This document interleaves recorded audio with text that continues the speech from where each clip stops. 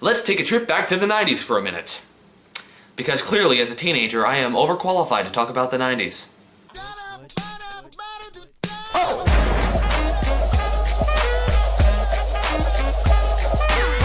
Hello everyone, Worstman of the Year here, and 2 weeks ago, in my review of Happy by Pharrell Williams, I called 𝗙𝗵𝗶𝗶𝗴𝗶 one of the worst rap songs of the 90s. And listening to it again, I completely stand by that statement.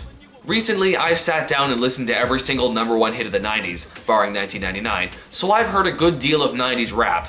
And as far as 90s rap goes, this is just about the worst it gets. I mean, there is nothing good I can say about this at all.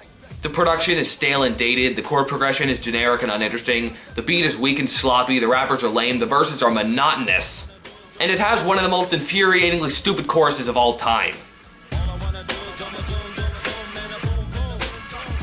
In fact, this might be the worst rap song of the 90s. I mean, I legitimately cannot think of a 90s rap song worse than this.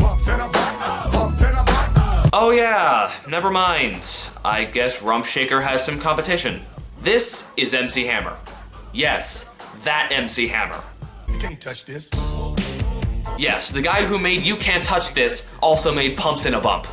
I know some of you have already taken about 20 years to let that sink in, but I'm gonna give you a bit more time, okay? You done? Great, let's continue.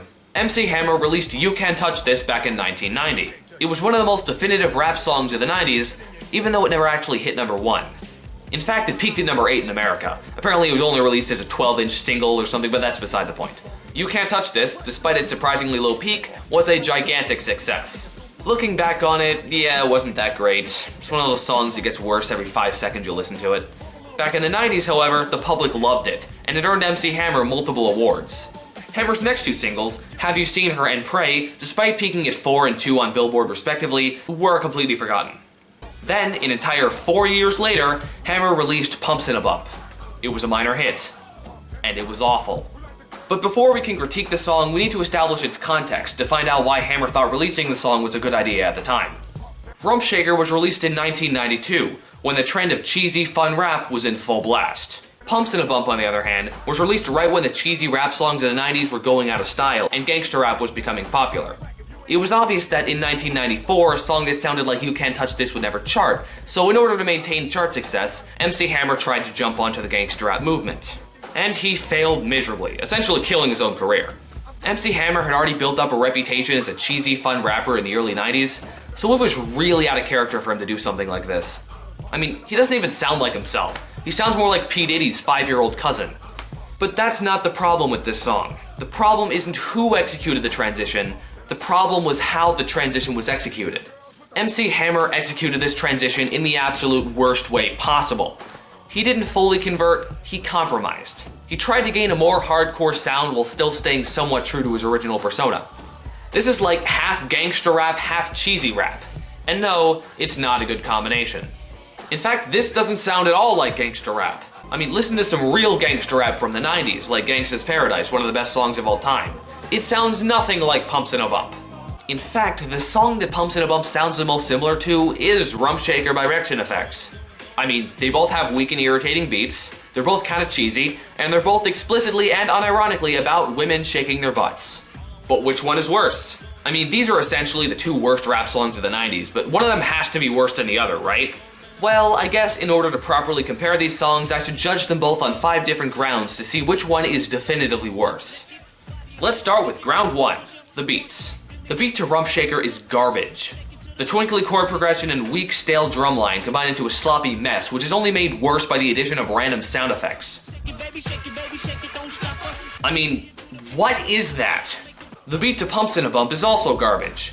Very basic and generic drum rhythms were thrown together into an incoherent sound and topped off with a whiny synth tone that runs through most of the song. It's honestly pretty hard to decide which one is worse, but the whiny synth tone in 𝗙𝗶𝗶𝗶𝗴𝗍 does get pretty annoying after a while, so I'd say that 𝗙𝗶𝗶𝗶𝗴𝗍 wins, loses, gets a point, which means that it's worse. Now on to part 2, the lyrics. The lyrics to 𝗙𝗶𝗶𝗶𝗴𝗍 and 𝗙𝗵𝗶𝗶𝗶𝗴 are both generic and pointless, but each song has one extremely cringeworthy moment, so that's what I'll be judging them on.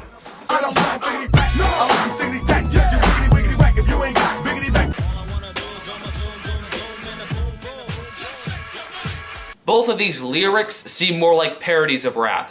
Still though, since 𝗀𝗻𝗄𝗶's cringeworthy line is only rapped once through the entire song, I can give it a pass. 𝗀𝗻𝗄𝗃's worst lyric is in its chorus, which is inexcusable. Point goes to 𝗀𝗻𝗃.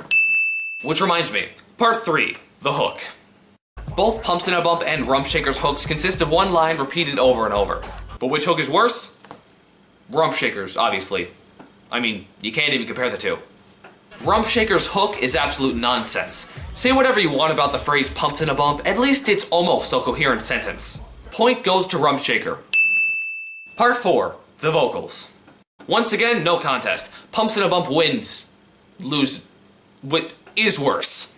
𝗀𝗻𝗃 may be a sloppy mess, but at least the audio quality is okay for 1990. 𝗀𝗻𝗄𝗶's audio quality is atrocious. The microphone quality is unclear, and the beat is way too loud. I can barely even make out what MC Hammer is saying half the time. It's like he recorded this song from the other side of an echoey room. And yes, this is a problem that exists with all versions of the video. And let's not forget about this.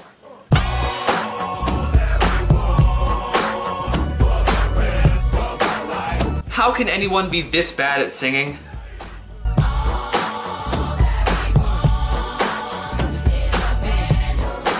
How is it that all 5 of these women are off key? The vocals on this song are honestly so horrific, they deserve 2 points. Part 5, reception and chart success. 𝗀𝗻𝗃, obviously. 𝗀𝗻𝗃 was a hit.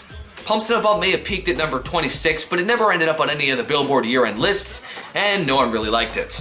𝗀𝗻𝗃, however, was the 9th biggest song of 1993, and it peaked at number 2.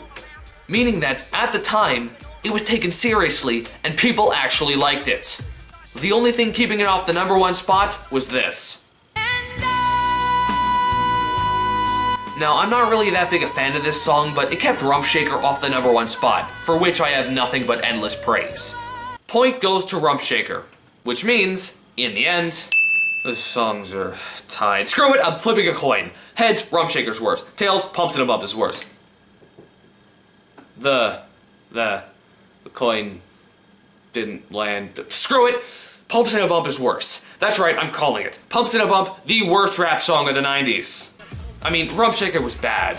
It was really, really bad, but at least it didn't ruin anyone's career. It may have been a bigger hit, but it was basically harmless. 𝗀𝗻𝗄𝗶 was so bad, it single-handedly ruined MC Hammer's reputation. I mean, sure, the video was mostly responsible for this, but the song didn't help matters. I mean, this song was a disaster for MC Hammer. As soon as he released it, the public rejected him. He soon disappeared off the face of the earth completely, leaving behind one of the worst songs of all time as part of his legacy. And if that isn't solid proof that 𝗀𝗻𝗄𝗶 is the worst rap song of the 90s, I don't know what is. I am Worst Music of the Year, screw these songs, good night! Oh, hey, landed on heads. Guess I was wrong. What? 𝗀𝗻𝗄𝗶